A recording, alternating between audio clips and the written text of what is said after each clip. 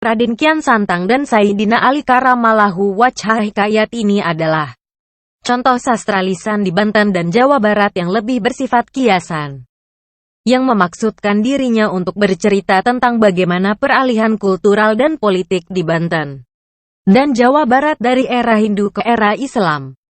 Prabu Siliwangi memiliki beberapa putra dan putri. Di antaranya adalah Raden Kian Santang dan Ratu Rara Santang. Yang keduanya adalah putra dan putri kesayangan Sang Prabu. Raden Kian Santang terkenal dengan kesaktiannya yang luar biasa. Di dunia persilatan nama Raden Kian Santang sudah tak asing lagi sehingga seluruh pulau Jawa bahkan Nusantara saat itu sangat mengenal siapa Raden Kian Santang. Tak ada yang sanggup mengalahkannya. Bahkan, Raden Kian Santang sendiri tak pernah melihat darahnya sendiri. Suatu ketika, Raden Kian Santang yang adalah putra Prabu Siliwangi itu terkejut ketika di dalam mimpinya ada seorang kakek berjubah yang mengatakan bahwa ada seorang manusia yang sanggup mengalahkannya. Dan kakek tersebut tersenyum. Mimpi itu terjadi beberapa kali hingga Raden Kian Santang bertanya-tanya siapa gerangan orang itu. Dalam mimpi selanjutnya sang kakek menunjuk ke arah lautan dan berkata bahwa orang itu di sana. Penasaran dengan mimpinya, Raden Kian Santang pun meminta izin kepada ayahandanya, Prabu Siliwangi, untuk pergi menuju seberang lautan dan menceritakan semuanya. Prabu Siliwangi walaupun berat hati tetap mempersilahkan putranya itu pergi. Namun Ratu Rara Santang, adik perempuan Raden Kian Santang, ingin ikut kakaknya tersebut. Meski dicegah, Ratu Rara Santang tetap bersikeras ikut kakaknya. Yang akhirnya mereka berdua pergi menyeberangi lautan yang sangat luas menuju suatu tempat yang ditunjuk orang tua alias si kakek berjubah di dalam mimpi Raden Kian Santang itu. Hari demi hari, minggu berganti minggu dan genap 8 bulan perjalanan sampailah Raden Kian Santang dan Ratu Rara Santang ke sebuah dataran yang asing. Tanahnya begitu kering dan tandus. Padang pasir yang sangat luas serta terik matahari yang sangat menyengat. Mereka melabuhkan perahu yang mereka tumpangi. Tiba-tiba datanglah seorang kakek yang begitu sangat dikenalnya. Ya, kakek yang pernah datang di dalam mimpinya itu. Kakek itu tersenyum dan berkata, "Selamat datang anak muda. Assalamualaikum." Raden Kian Santang dan Ratu Rara Santang hanya saling berpandangan dan hanya berkata, "Aku ingin bertemu dengan Ali, orang yang pernah kau katakan sanggup mengalahkanku." Dengan tersenyum kakek itu pun berkata, "Anak muda, kau bisa bertemu Ali jika sanggup mencabut tongkat ini." Lalu si kakek itu menancapkan tongkat yang dipegangnya. Kembali Raden Kian Santang dan Ratu Rara Santang saling berpandangan. Dan Raden Kian Santang tertawa terbahak-bahak. "Hai orang tua, di negeri kami adu kekuatan bukan seperti ini, tapi adu olah kanuragan dan kesaktian. Jika hanya mencabut tongkat itu, buat apa aku jauh-jauh ke negeri tandus seperti ini?" Ujar Raden Kian Santang mengejek. Kakek itu kembali tersenyum. "Anak muda, jika kau sanggup mencabut tongkat itu, kau bisa mengalahkan Ali. Jika tidak, kembalilah kau ke negerimu, anak sombong," kata orang tua itu. Akhirnya Raden Kian Santang mendekati tongkat itu dan berusaha mencabutnya. Namun upayanya tak berhasil. Semakin dia mencoba, semakin kuat tongkat itu menghunjam. Keringatnya bercucuran. Sementara Ratu Rara Santang tampak khawatir dengan keadaan kakaknya. Ketika tiba-tiba darah di tangan Raden Kian Santang menetes. Dan menyadari bahwa orang tua yang di hadapan mereka bukan orang sembarangan. Saat itu, lutut Raden Kian Santang bergetar dan dia merasa kalah. Ratu Rara Santang yang terus memperhatikan kakaknya segera membantunya. Namun tongkat itu tetap tak bergeming. Akhirnya mereka benar-benar mengaku kalah. "Hai orang tua, aku mengaku kalah dan aku tak mungkin sanggup melawan Ali. Melawan dirimu pun aku tak bisa. Tapi izinkan aku bertemu dengannya dan berguru kepadanya," ujar Raden Kian Santang. Kakek itu kembali tersenyum. "Anak muda, jika kau ingin bertemu Ali, maka akulah Ali." Tiba-tiba mereka berdua bersujud kepada orang tua itu. Namun tangan orang tua itu dengan cepat mencegah keduanya bersujud. "Jangan bersujud kepadaku anak muda. Bersujudlah kepada Zat yang menciptakanmu, yaitu Allah." Akhirnya mereka berdua mengikuti orang tua tersebut, yang ternyata Ali bin Abi Thalib, ke Baitullah dan memeluk agama Islam. Begitulah Raden Kian Santang dan Ratu Rara Santang mempelajari Islam dengan sungguh-sungguh. Dalam perjalanannya Raden Kian Santang kembali ke Pulau Jawa dan menyebarkan Islam di daerah Garut, hingga meninggalnya. Sedangkan Ratu Rara Santang dipersunting oleh salah satu pangeran dari tanah Arab yang bernama Syarif Hussein. Perkawinan antara Ratu Rara Santang dan Syarif Hussein itu menghasilkan 2 putra, yaitu Syarif Nurullah dan Syarif Hidayatullah. Syarif Nurullah menjadi penguasa Makkah saat itu. Sedangkan Syarif Hidayatullah pergi ke Jawa untuk bertemu dengan ayah dan kakeknya. Syarif Hidayatullah pamit untuk pergi ke Jawa dan ingin menyebarkan Islam ke sana. Dan pergilah Syarif Hidayatullah mengarungi samudera nan luas seperti halnya dulu ibu dan pamannya, Ratu Rara Santang dan Raden Kian Santang. Setibanya di tanah Jawa, Syarif Hidayatullah tidak kesulitan berjumpa dengan ayah dan kakeknya. Namun Syarif Hidayatullah prihatin karena hingga saat itu kakeknya masih belum masuk ke dalam agama Islam dan tetap bersikukuh dengan agamanya, yaitu agama Sunda Wiwitan. Meski berbagai upaya terus dilakukan dan dia hanya berdoa semoga kakeknya suatu saat diberi hidayah oleh Allah, melihat keuletan cucunya dalam menyebarkan agama Islam. Prabu Siliwangi memberikan tempat kepada cucunya sebuah hutan yang kemudian bernama Cirebon. Dan disinilah pusat penyebaran Islam dimulai. Murid-muridnya kian bertambah dan Islam sangat cepat menyebar. Dalam penyebarannya Syarif Hidayatullah mengembara ke ujung barat Pulau Jawa, ke daerah Kulon, tempat pendekar-pendekar banyak tersebar. Di Pandeglang ada Pangeran Pulosari dan Pangeran Aseupan. Juga terdapat Raja Banten yang terkenal sangat sakti. Bahkan Raden Kian Santang pun segan kepadanya, yaitu Prabu Pucuk Umun, Raja Banten yang memiliki ilmu lurus bumi yang sangat sempurna. Juga pukulan Braja Musti yang bisa menghancurkan gunung, bahkan menggetarkan bumi. Rupanya Syarif Hidayatullah telah mengetahui kesaktian Prabu Pucuk Umun yang menguasai daerah itu. Untuk langsung mengajak Prabu Pucuk Umun masuk ke dalam agama Islam sangat tidak mungkin. Sebab Syarif Hidayatullah tahu Prabu Pucuk Umun mudah sekali murka dan hal ini sangat berbahaya. Dengan bersusah payah Syarif Hidayatullah menemui Pangeran Pulosari dan juga Pangeran Aseupan, yang merupakan sepupu dari Prabu Pucuk Umun. Dan rupanya Pangeran Pulosari dan Pangeran Aseupan sangat tertarik dengan ajaran agama yang dibawa oleh cucu Raja Pajajaran itu, dan keduanya menganut agama Islam. Masuknya kedua pangeran itu ke dalam agama yang dibawa Syarif Hidayatullah terdengar juga oleh Prabu Pucuk Umun, dan hal ini membuatnya murka. Tiba-tiba langit menjadi gelap, halilintar bergelegar bersahutan. Pangeran Aseupan dan Pangeran Pulosari memahami bahwa kakak sepupunya telah mengetahui masuknya mereka kepada agama yang dibawa Syarif Hidayatullah. Dengan ilmu lurus buminya, Prabu Pucuk Umun memburu kedua pangeran yang menurutnya berkhianat itu. Dan terjadilah perkelahian yang sangat dahsyat. Pangeran Pulosari dan Pangeran Aseupan berusaha mengelak dari serangan-serangan yang dilakukan kakak sepupunya itu. Namun kesaktian luar biasa yang dimiliki Prabu Pucuk Umun membuat mereka lari ke arah selatan. Dan di sanalah Syarif Hidayatullah menunggu mereka. Dan dengan luka yang diderita mereka, akhirnya mereka pun berlindung di belakang Syarif Hidayatullah. Prabu Pucuk Umun berteriak, "Hai cucu Siliwangi, jangan kau ganggu tanahku dengan agamamu. Jangan kau usik ketenangan rakyatku.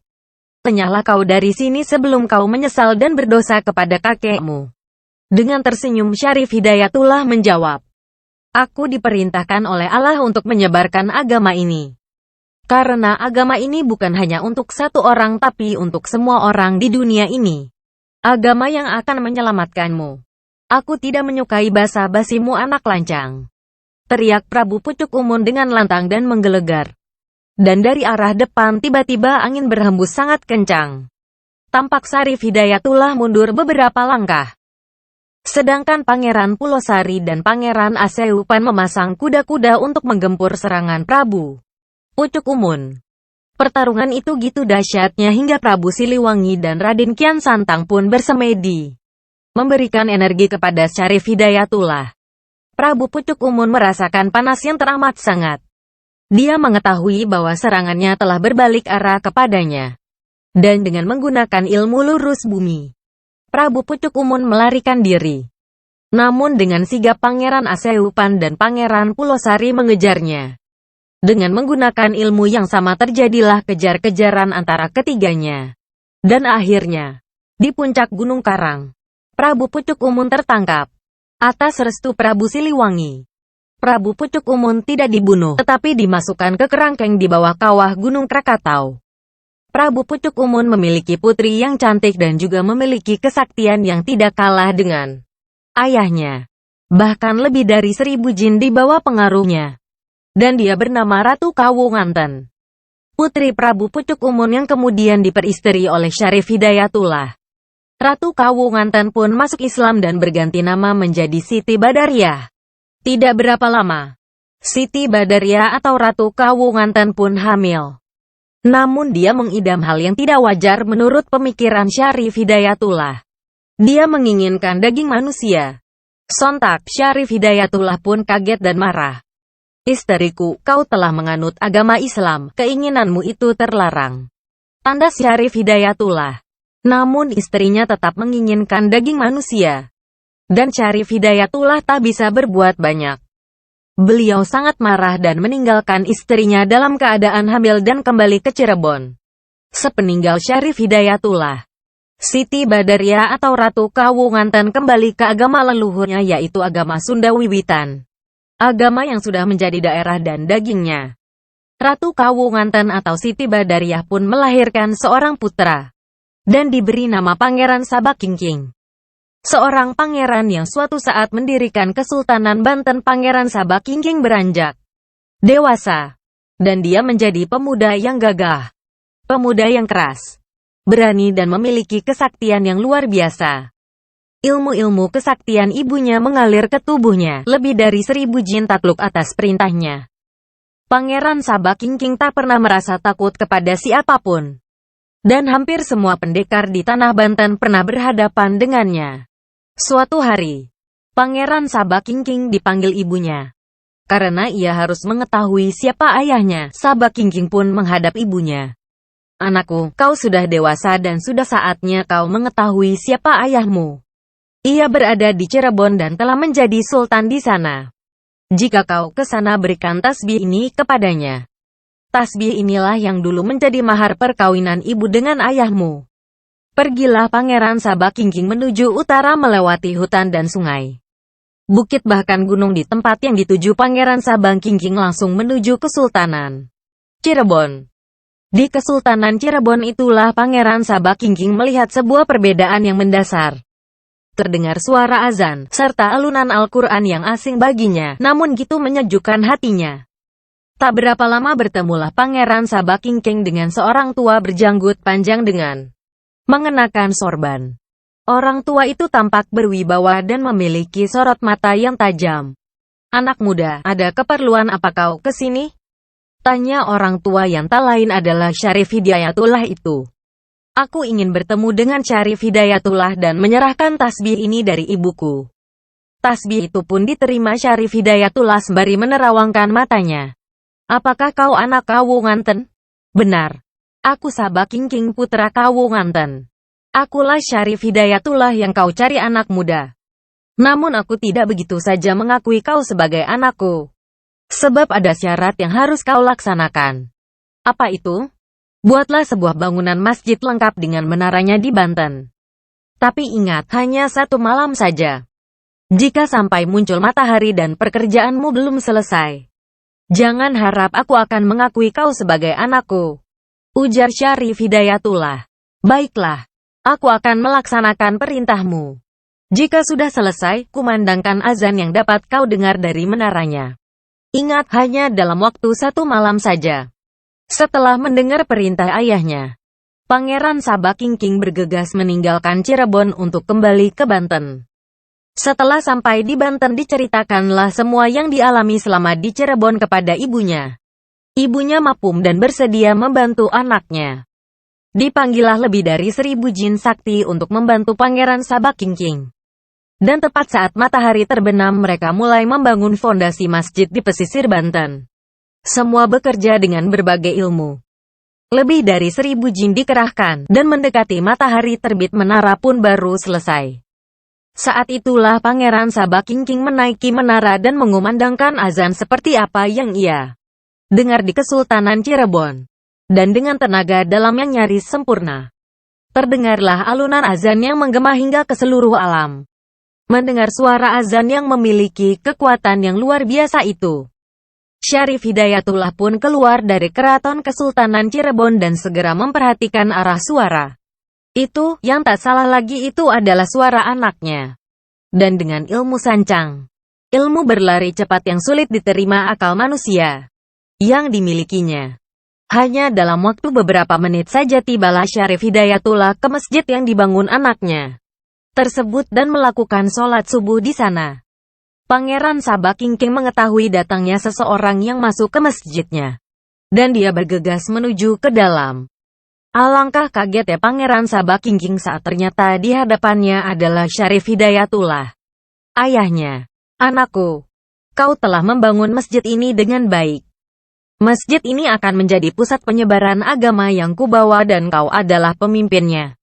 Mulai hari ini namamu adalah Hasanuddin. Dan bangunlah kesultanan di sini, syiarkan Islam kepada rakyatmu." Hasanuddin pun membangun keraton di sekitar masjid yang dibangunnya. Yang tidak berapa lama berdirilah keraton lengkap dengan singgasananya untuk membantu penyebaran Islam di Banten. Dan Syarif Hidayatullah memerintahkan rakyatnya untuk ikut membangun Banten. Berduyun-duyunlah rakyat Cirebon menuju Banten. Mereka disambut rakyat Banten dengan antusias. Seakan-akan perbauran antara rakyat Cirebon dan penduduk asli itu seperti halnya perpaduan antara Muhajirin dan Ansor zaman Nabi Muhammad.